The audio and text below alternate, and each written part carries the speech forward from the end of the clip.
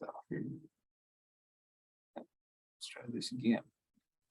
All right, well, welcome everybody. We're going to get started this evening or this afternoon for our program. It's a little after 4. We waited a few minutes for folks to come in.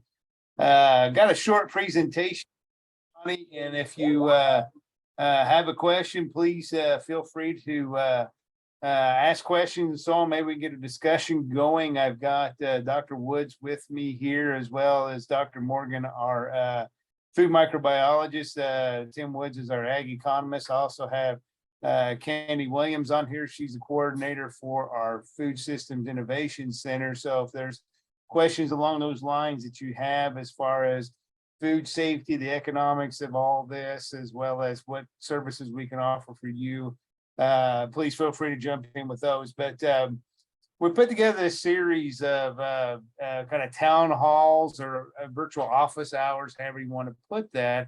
And we have this one, so you want to make jerky. And part of the reason why we put this together is we are in the heart of deer season, and our meat processors, they are stretched thin as can be. And so what we found is some of our meat processors, to keep up to date and keep active with all the livestock that they're having to process, a lot of them are not taking deer this year, or last year as well. There's a lot of them that skipped out on deer season last year too.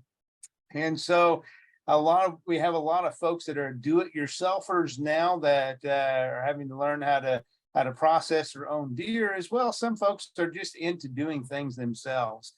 And so what I thought we would do here for the first half hour or so is talk about this. And why am I not going down here? There we go. And yes, I just, I feel like I'm like at a newsroom. And also thanks to K-Card, they helped us sponsor this as well and put this on. But agenda, I might go over a little bit of history of jerky. Is kind of interesting that jerky goes back for a long time in our history. Legal stuff, we're going to cover some legal stuff, how we're going to do this. And I've got the equipment you need in this sprinkled throughout this. And so when that comes up, I'll mention those things as well. And then where can I find all this stuff? And I realize I kind of hit this from a do-it-yourself for there. So if there's any meat processors out there that are wanting to know if you want to scale this up to like meat processors wanting to do jerky in their shops and sell out of their storefronts, that just contact me and I can put you in contact with some folks that sell the big equipment. So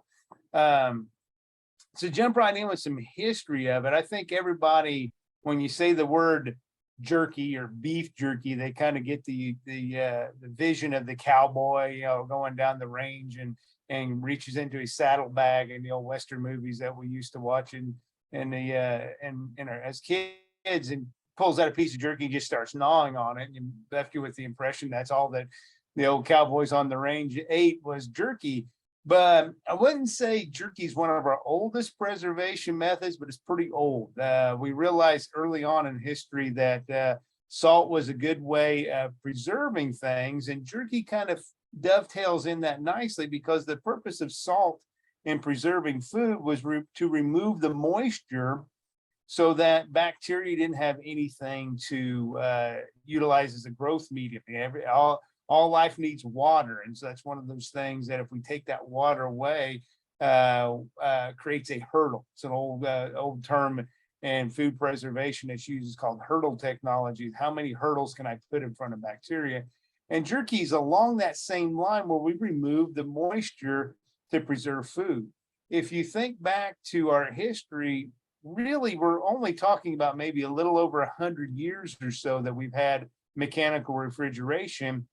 And probably right at excuse me, a little less than 100 years that we perfected mechanical refrigeration.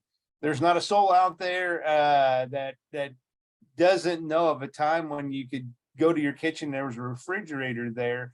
But if we talk to our grandparents, it might be a little bit different story there. So we had to have a way of preserving food before we had mechanical refrigeration. The word jerky is kind of a changed word from charky, which was from the Incas. And then the charqui was, and I probably mispronounced that, and there's somebody out there who knows how it's actually pronounced, is going to chime in on that. But it was dried meat, and just like a lot of things in our language and our lexicon, that we eventually kind of shifted this pronunciation of it. So charqui became jerky. If you go a little bit further back into American history, the Native Americans, they had a product called pemmican. And most of us nowadays think of pemmican as a brand of jerky, but it actually goes back to what a jerky was. It was actually a product where we did a traditional jerky, dried meat, but we also kind of mashed in and worked in dried fruits and nuts and dried berries, and have in here fat, which we'll talk about later on why that's not a good thing to have in your jerky. But pemmican was a way that Native Americans not only added flavor to their jerky, but they also created like a bar you can see down there in that picture there, a way of preserving food, as well as creating a kind of I guess is a better word for, is a meal replacement in the old times as well. As far as whole muscle jerky goes, there's a lot of folks that go back to the bison, buffalo, as one of the first jerkies that we had in the U.S.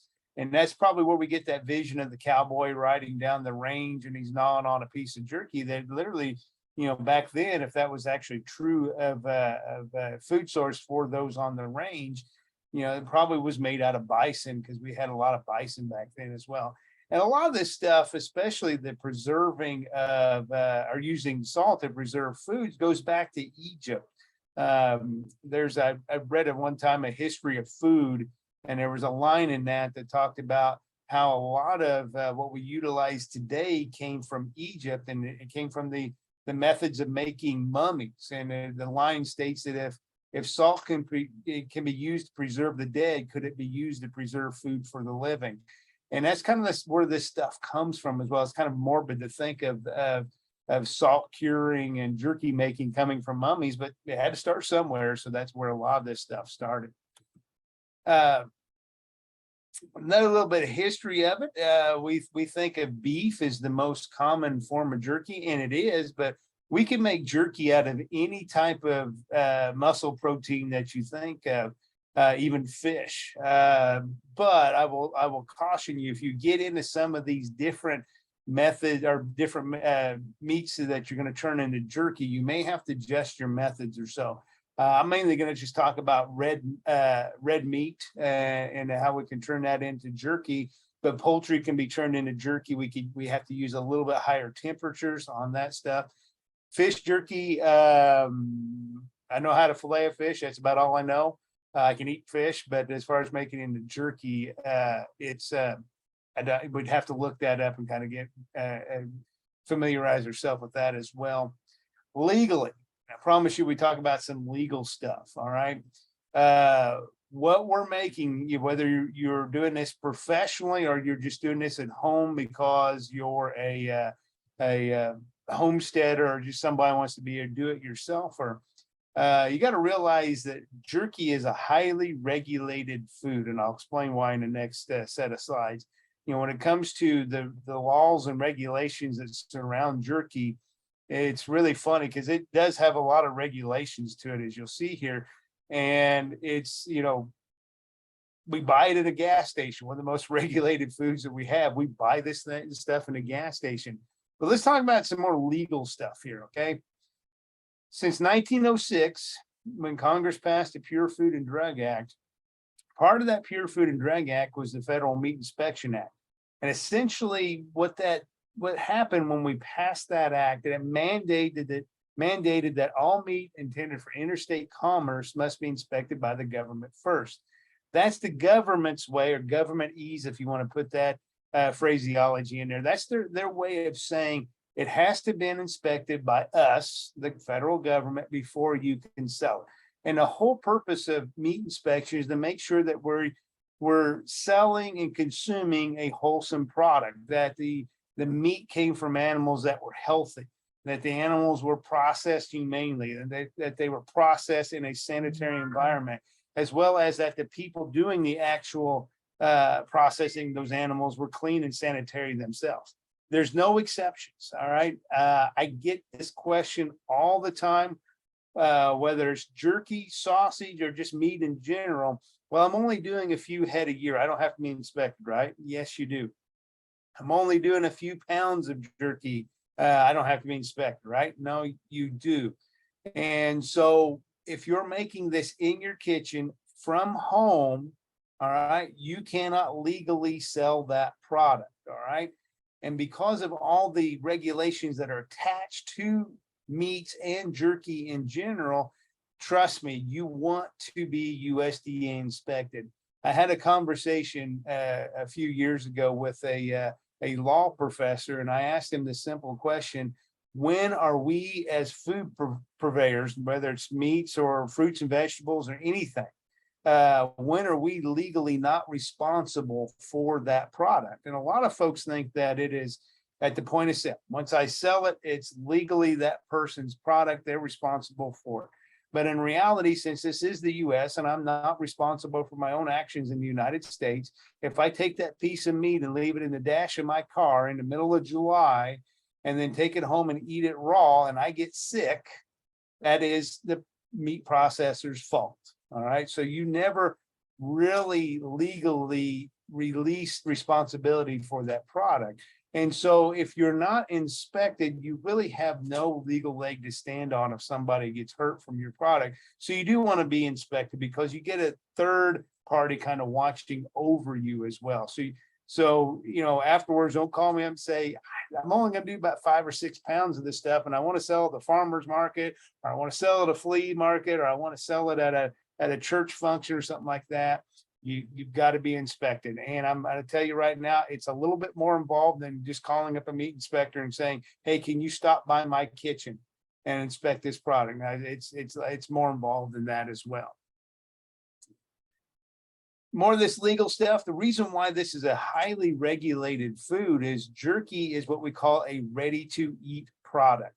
And what a ready-to-eat product is it does not need cooking prior to consumption. There's a lot of these ready-to-eat foods that we have out there, and they've got several layers of protection so that it helps ensure that you're going to consume something that's safe.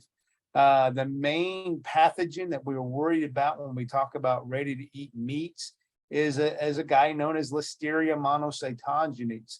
And the challenge we have with Listeria monocytogenes is, number one, he hangs around ready-to-eat foods. He survives and grows very well in refrigerated temperatures, maybe not as quickly as in elevated temperatures, but most of the time when we have things in refrigerated temperatures, those bacteria, those pathogens kind of go to sleep. Not this guy. And he seems to be pretty readily out there in the environment as well. This is the guy, if you've ever, ladies, if you've ever been pregnant, or guys, if you've ever a spouse that your wife has been pregnant, that now they have all these food restrictions in front of them, which includes not eating things like lunch meat, avoiding restaurants that have subs where they don't cook them prior to eating, and so on. And it's because of this guy. Most of us can get a dose of Listeria and we're not going to like life for a few days, just gastrointestinal problems, but it can cause abortions, spontaneous abortions, and stillbirths in pregnant women. And so this is why that is, we have a lot of layers of protection when we start talking about ready-to-eat foods. Ready-to-eat foods are tested more often. The environment that these things are produced in are tested as well. We've actually gone through the process of kind of designing what a new meats lab would look like. The facility that I'm sitting in right now and delivering this program to you is over 50 years old. All right. We didn't really start worrying about food safety until the 1990s. And so this facility was built in the opened in the early 70s, built in the late 60s. And so food safety was not a thing. It wasn't a concern. It's now a highly concerning problem that we have in the industry. And so this new meats lab that we're discussing about building, we have a totally separate area for ready-to-eat foods with the caveat that if you're working the ready-to-eat foods part of this plant, you don't go to the raw part and vice versa.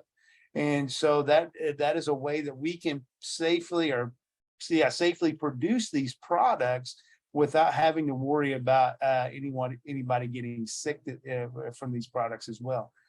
With that being said, those of you that are viewing this because you've got a deer or you plan on going deer hunting, you can't find somebody to do it yourself, and you're trying to learn how to do some of these jerkies and sausages and cutting up and processing deer on your own, you got to remember food safety. All right. If you ever heard me talk about processing deer, you probably heard me say things like, if I treated a beef carcass the way that some hunters treat a deer carcass, I would be prosecuted. All right. So we got to remember that even though this is something that we've taken from the field ourselves legally through hunting, that this is still a food, and we still got to treat it as a food as well. And remember, cleanliness is next to godliness. So we got to have a lot of food safety in there as well. And if you guys have questions about that, we can talk about that later. So let's get into making jerky. All right. First off, you're going to choose your protein. And so most of us are going to choose beef, all right, because beef jerky is what we normally think of. But we can make it out of pork. That's why I have a picture of Brock, our meat lab manager, slicing up some pork as well. We like for our jerky to be lean. And the reason why we like for it to be lean, if there's a lot of fat in there, that fat's going to oxidize and give you a really nasty taste, all right? So we don't want that oxidized fat taste, as well as that can create some food safety issues as well. Now, also when you slice that if you make a whole muscle, I'll talk about another form here in a second. When you slice that, I like to slice my jerky around 1/4 of an inch or a little bit thinner than 1/4 of an inch. And the reason why I like to slice it about that thickness is, number one, when we slice it a little bit thicker than that, we create a slightly different product called kipper beef. All right.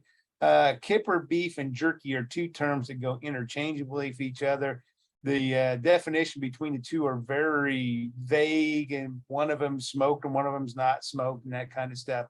But for the most part, a lot of us like a more tender jerky. I realize that sounds like an oxymoron, but a little bit thicker, and we can control that drying of this product a little bit easier than if it's too thin. If it's too thin, it can get really crunchy and crispy. We want something that still has a little bit of a jerk to it when we bite into it. And with that being said, if you want a more tender jerky, you want to cut across the grain of that muscle. If you want a more chewy jerky, you want to cut with the grain of that muscle. And when I'm talking about grain, as we think about wood having a grain, muscle has a grain as well.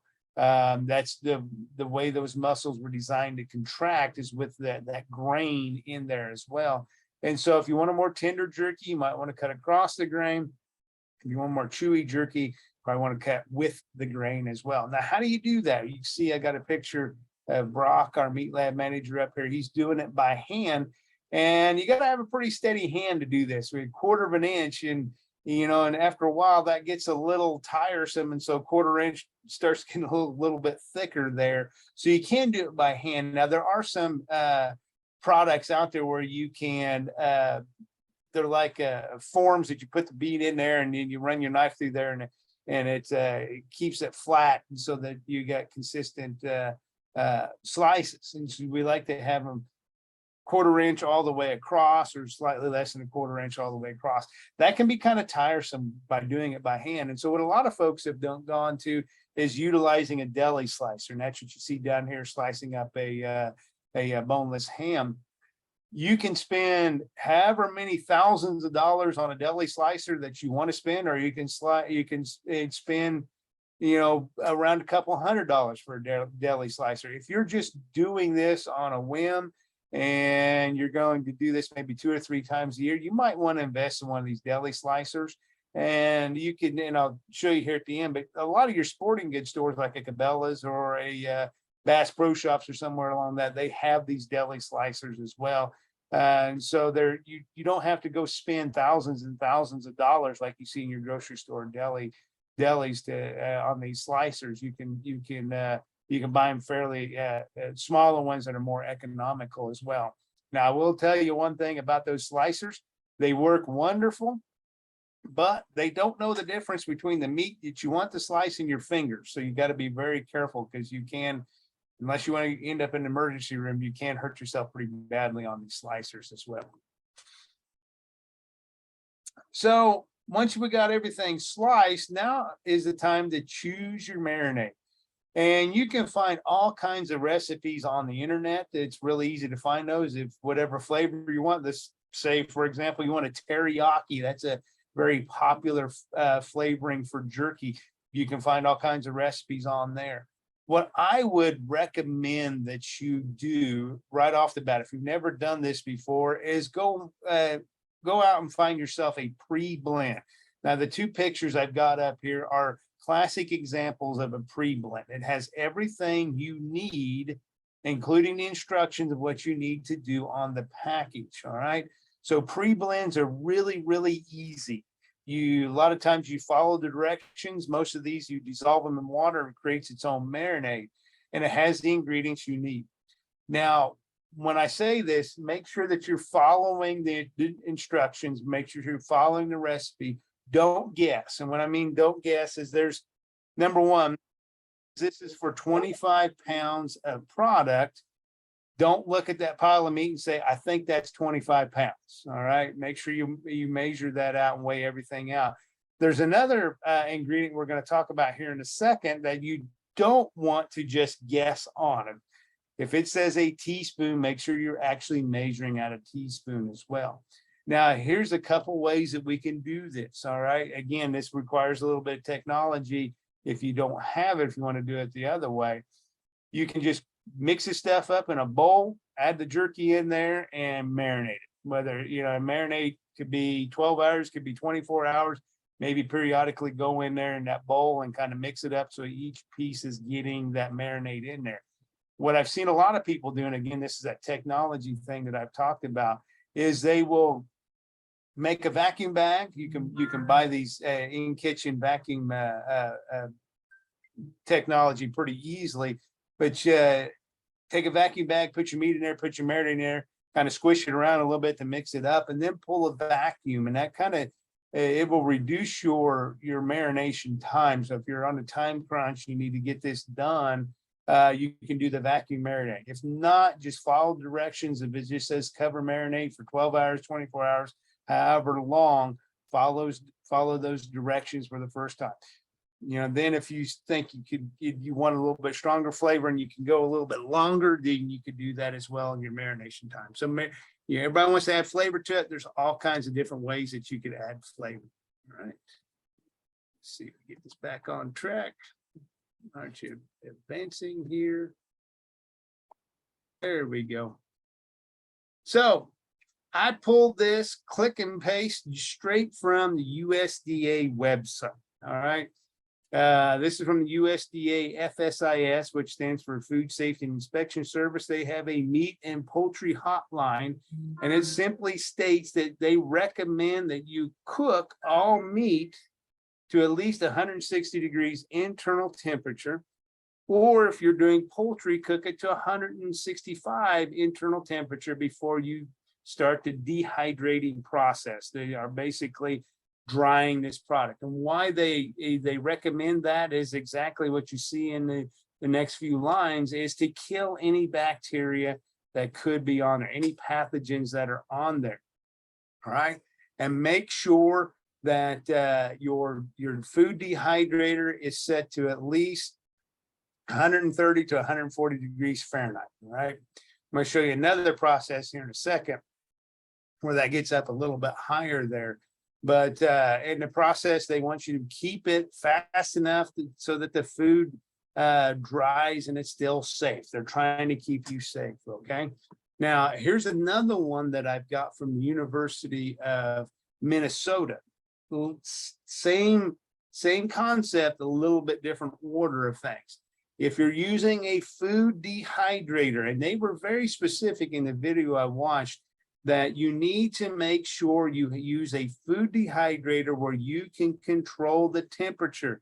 And they were very adamant that even though you set the thermometer on your food dehydrator to be 155 degrees, don't naturally assume that the temperature inside there's 155 degrees. Make sure you monitor that with a thermometer so that you know, get something that's heat safe that you can put in there so that when you set it to 155, that it actually is heating up to 155. That's the same for an oven as well. If you're doing an oven, you make sure that if it says you set it 155, it actually is 155 degrees in there. They were also very quick to note that there's some of these food dehydrators that are designed for jerky that do not have the adjustable temperature control on there. And they were very, very adamant that they have tested these products that say they're for jerkies, and they're not getting to that temperature. And so you make sure you get one that you can adjust the temperature to, all right? And you can see in the picture of this round one, it's got the fruit and vegetables in there. That's at Celsius. Make sure you know how to convert from Celsius to Fahrenheit, because we're Americans and we typically talk in Fahrenheit rather than Celsius there. But they say go at least 6 hours at between 145 to 155 degrees, after which put it in an oven at 275 degrees for at least 10 minutes to kill anything that's not on there. And oven, if you're using an oven, same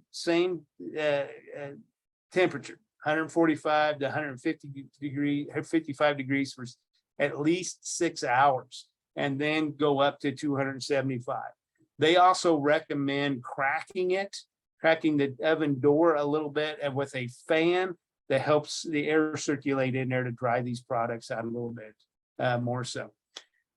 They say jerky is done when it cracks but doesn't break. All right, this is from the University of Minnesota, and that's a whole muscle jerky.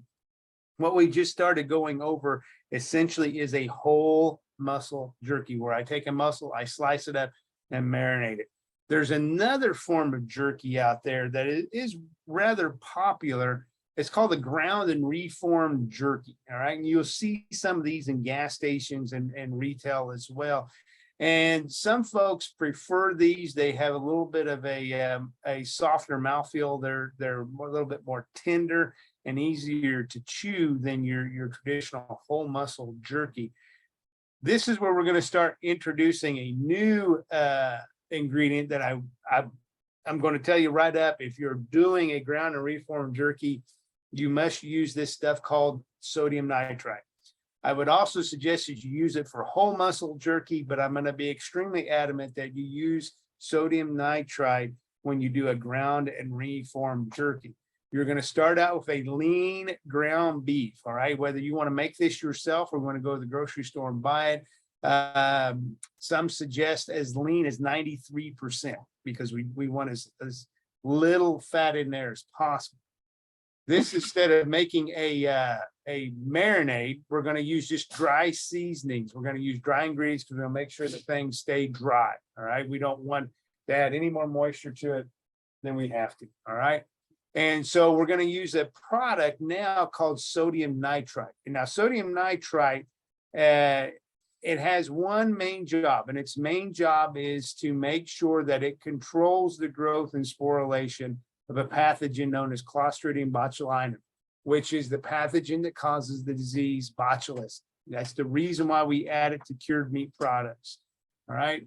It does have a couple side effects that are beneficial. It creates that cured meat flavor that we like so much. It creates that cured meat color that we enjoy as well, that kind of bright pink color.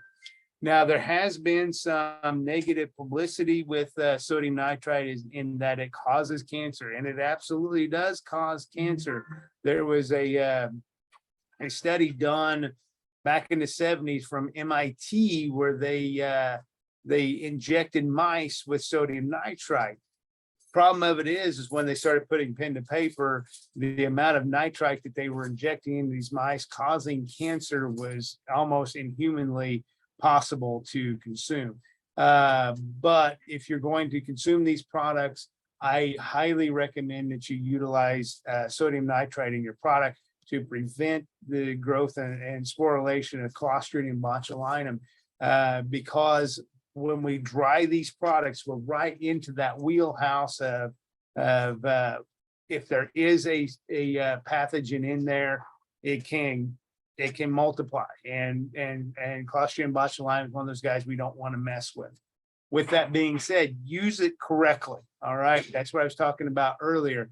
That if we are going to use this product, make sure that if it says a teaspoon for X number of pounds, I'm just going to say 25 pounds because we use that example earlier. If it says a teaspoon for 25 pounds, make sure you're actually measuring that out. Sometimes it says ounces. Make sure you have a scale where you can measure in ounces. So you need to use this stuff correctly. A little bit goes a long way.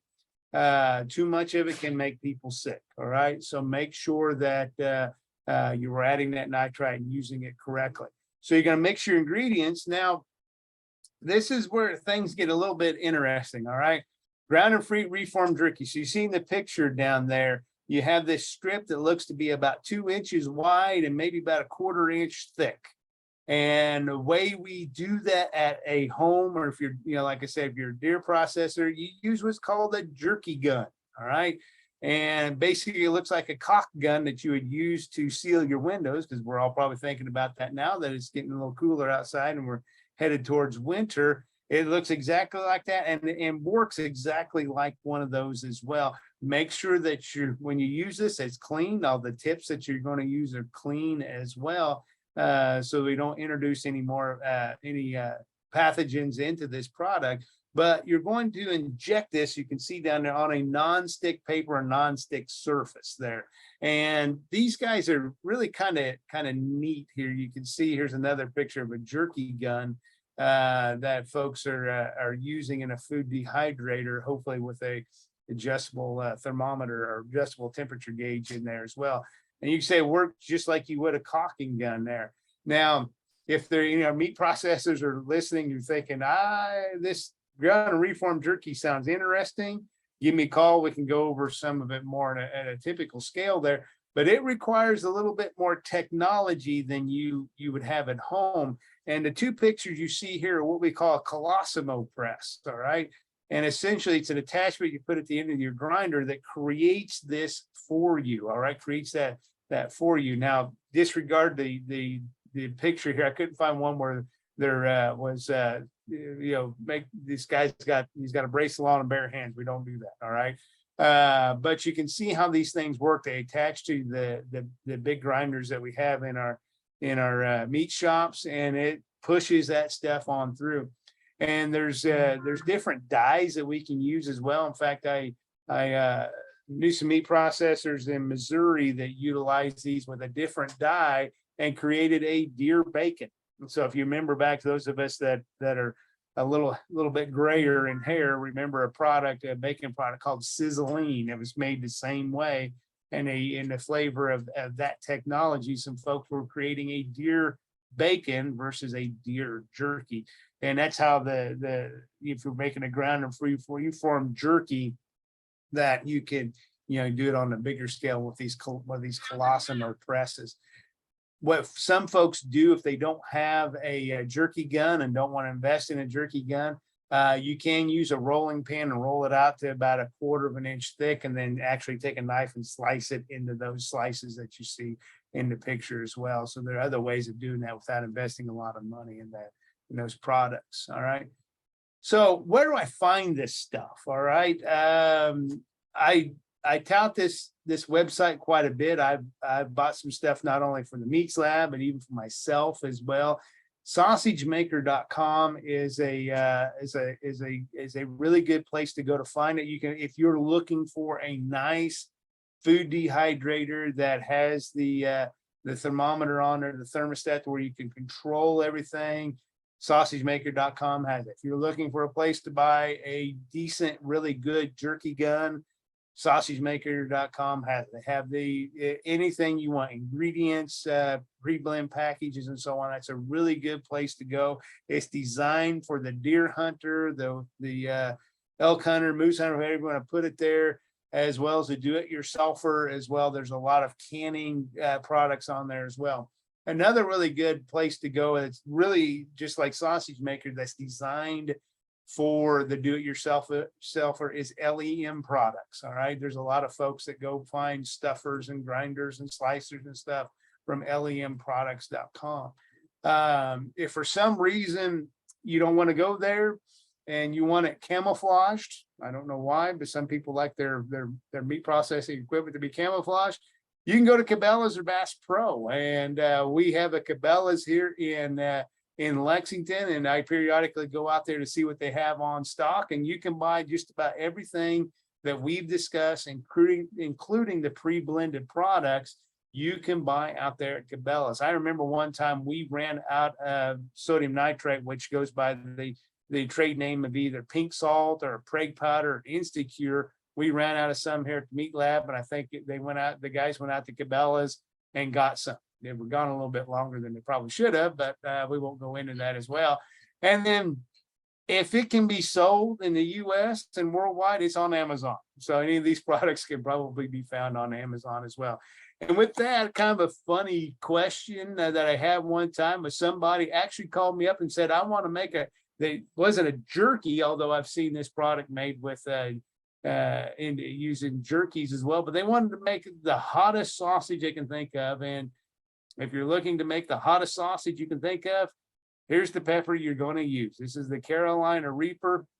I actually had a piece of a Carolina Reaper one time that was probably about maybe 3 pieces of paper thick, and I couldn't catch my breath for about 5 minutes. So these guys are really, really hot. And with that, if there's any questions out there, be more than happy to answer questions. So the floor is now open.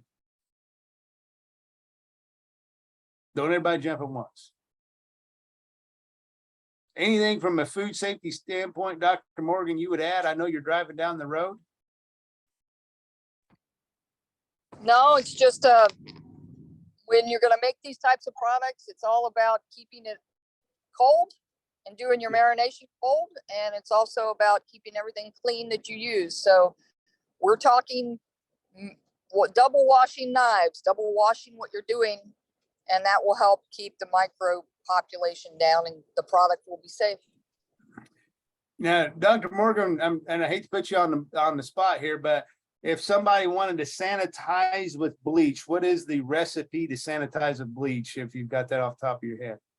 Well, we usually look at something like 200 parts per million, which you go, okay, tell me in English. So we usually use about a quarter of a cup to a gallon of water.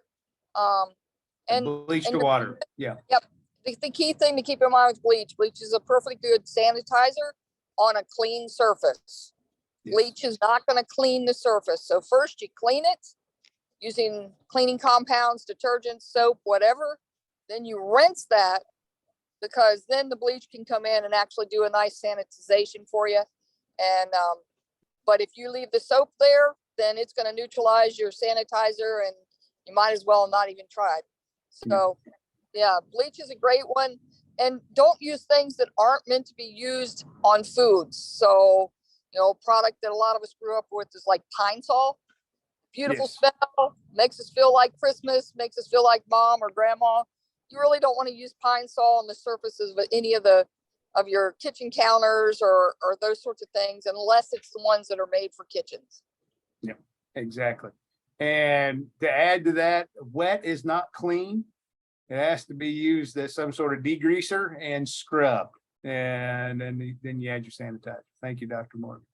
Questions that anybody has? I know we have somebody monitoring anything that comes in on chat as well.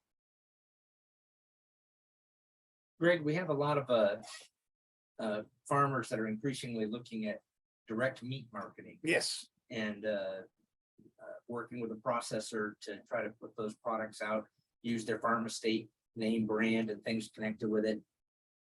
Are there any approaches you would recommend folks that might want to explore developing a jerky in connection with a processor? What would that look like? Yeah, so if folks have, and Dr. Woods is sitting next to me, but he's about 4 feet away, so I don't know if everybody heard that. He's talking about if you're a direct marketer and you're looking to market the beef, pork, lamb, or whatnot off of your farm, and you're looking to get into some of these specialty products like jerky, what would I recommend? Number one, I would recommend that you work with a meat processor that makes these products. All right.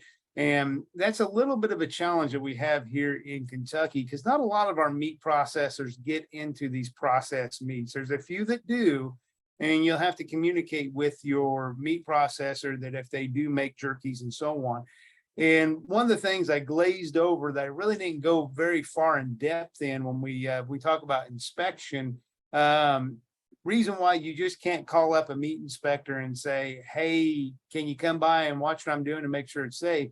No, it has to be done in a meat inspected facility or USDA inspected facility that's designed for processing of food.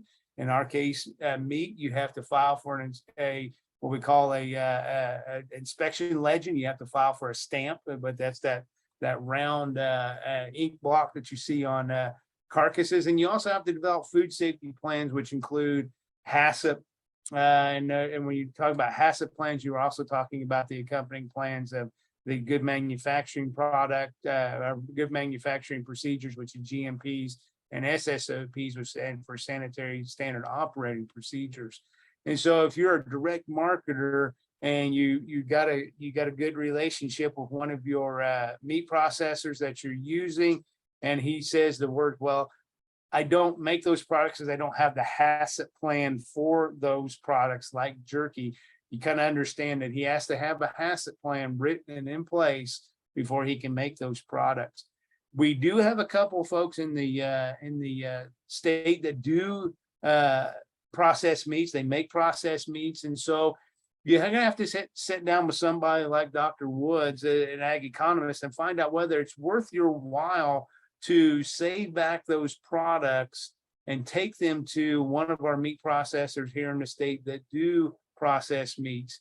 And it may be one of those deals where you keep the whole muscles and you stockpile them for a long enough period of time where it's more economical for you to do those type of products. I look over at Tim to make sure I said the right thing.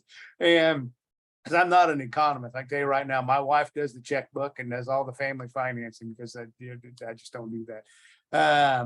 But that's one of those things that I would encourage you, that if you are direct marketing, to kind of think about, because it's real easy as a direct marketer to get rid of what we call the middle meats, the desired cuts like the ribeyes and the loin chops and the strip steaks and things like that. Those less desirable cuts like roasts and ground product, where it's ground beef, it's a little bit more of a challenge to get rid of that. And if I can turn that ground beef into a ground and reformed jerky, now I took something that has only a 3 to 4 day shelf life, or maybe 2 months in a freezer shelf life, and I turned it into something that has a little bit longer shelf life.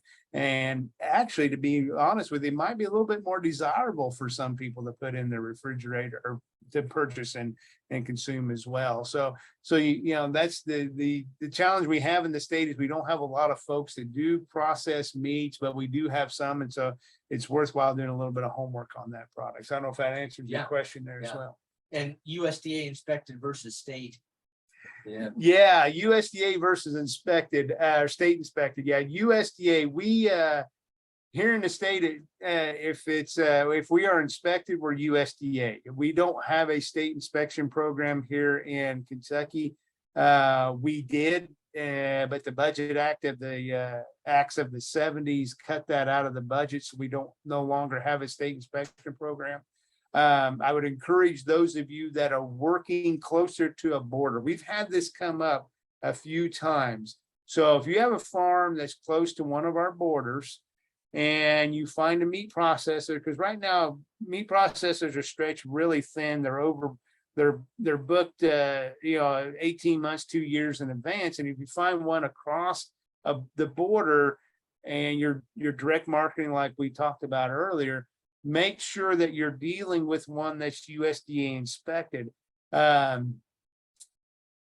the top of my head, Ohio and Illinois and Indiana and Missouri, I'm thinking some of those states that border us, they have state inspection programs. Why is that important?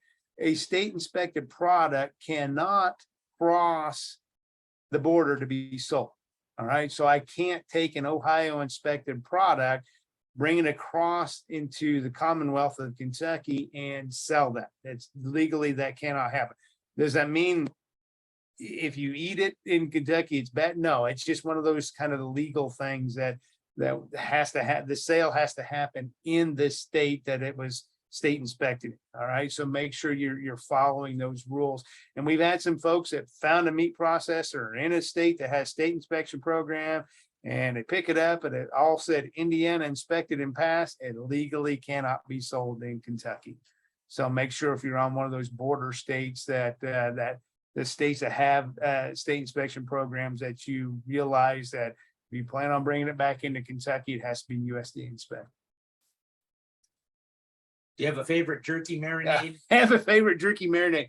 We did a small little project for some folks. It was some contract worker we did, and we utilized their recipe, which was a sugary recipe, and it had a lot of brown sugar, and it wasn't too bad. It was really good. Even for beef, we don't normally think of beef and sweet flavors going together, but it worked out really well. One jerky that I had one time that it was sinful, and as soon as I say it, you're going to say, yeah, this you shouldn't be messing with this. Somebody has created a bacon jerky, and bacon in and of itself is extremely popular. It seems like it's extremely expensive now too, but you could founder on eating that stuff, bacon jerky. So you got to be careful with that. We also have a processor in the state, one of our country ham guys, that created a country ham jerky that's really good as well. So there's really some cool stuff out there. So questions? Any out there? Anybody have questions out there? Hey, Greg. Yes. So if I have a beef or even a deer processed and inspected, can I sell that product afterwards? If you have that product inspected, yes, you can. Now, you said deer. Now, just FYI, and we run into this every deer season. Deer cannot legally be sold in the state of Kentucky, or for a lot of our states. And what I'm getting at is, if you go and shoot a white-tailed deer and put it on Facebook Marketplace or Craigslist, that's illegal. They cannot be sold legally. And you're saying, wait a second, why can I buy like a deer jerky or a deer snack stick or something like that? A lot of times that's red deer trim that came out of Canada to make those products. But if it's a beef product and you have it inspected, and whether it's a fresh meat or even a processed meat, like for a classic example, a summer sausage, or even what we're talking about tonight is a jerky. If you have that and it's been inspected and has the inspection legend on it, you can sell that. So absolutely, Paul. Thank you. I know why not too many years ago, the group up in Manchester were selling deer jerky. Yeah, and I would venture to say that it was probably a whole muscle jerky or a ground product that came out of Canada, and that's how they do that. Now here in Kentucky, and it comes up every year. I haven't got a phone call yet this deer season, but somebody will say, I took more deer than I can handle. Can I sell it? No, you can't. And if you get caught selling that, Fish and Wildlife will remind you of that, and in probably a very stern way. And I'll just put this out here in case you do shoot more deer than you can handle. Hunters for the Hungry is a wonderful program to donate that to. Thank you. You bet. Well, there's no other questions. We're getting close to the top of the hour, as they say on the radio. We've climbed the half hour, getting to the top of it here. If you have any questions, please feel free to contact me. Again, my name's Gregg Rentfrow. My phone number is 859-257-7550 is phone number to my office, or you can contact me by simply just spelling my name out, GREGG.RENTFROW @UKY.edu. And I see we have a chat. Just says thank you. Just says thank you. Okay. And please feel free to contact me if you have any questions. It was fun to do this tonight. It was really kind of fun to jump into the jerky world. And again, have a good evening. We'll talk to everybody soon. Thank you.